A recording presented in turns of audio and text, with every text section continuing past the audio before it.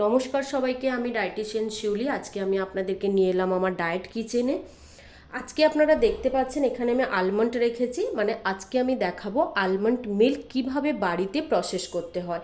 অনেকেই আপনারা এটা কোশ্চেন করে থাকেন যে মানে বাজার থেকে কেনাটা অনেকের ক্ষেত্রে ইম্পসিবল হয়ে থাকে, তো বাড়িতে প্রত্যেকের প্রায় কম বেশি আলমন্ড থাকে, তো সেক্ষেত্রে তারা বাড়িতে কিভাবে বানাবে।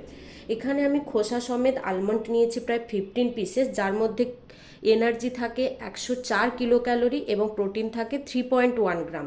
এটাকে একটা মিক্সির মধ্যে আমি নিয়ে নেব।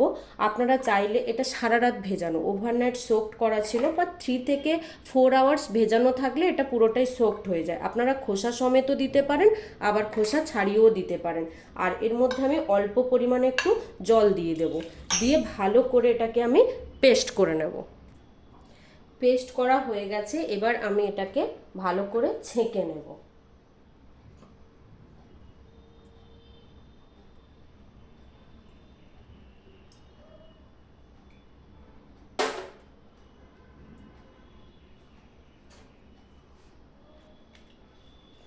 জল দিয়ে ভালো করে এটাকে ধুয়ে নিয়ে, আচ্ছা জলের পরিমাণটা বলে দিই। 15 পিস আলমন্ডের জন্য আমি এখানে 150 ml জল নিয়েছিলাম।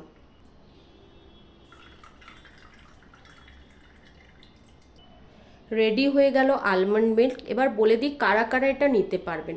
সবাই আলমন্ডের মিল্কটা নিতে পারবেন।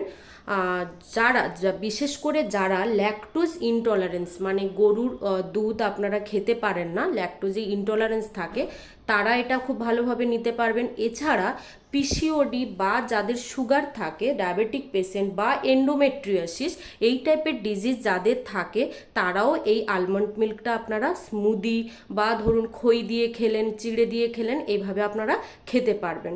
আর আলমন্ড মিল্ককে আপনারা এইভাবে তৈরি করে ফ্রিজের মধ্যে প্রিজার্ভ করে রাখতে পারেন, প্রায় 3 থেকে 4 দিন এটা থেকে যায়। থ্যাংক ইউ সো মাচ আমার ভিডিওটি দেখার জন্য। কেমন লাগলো কমেন্ট করে অবশ্যই জানাবেন।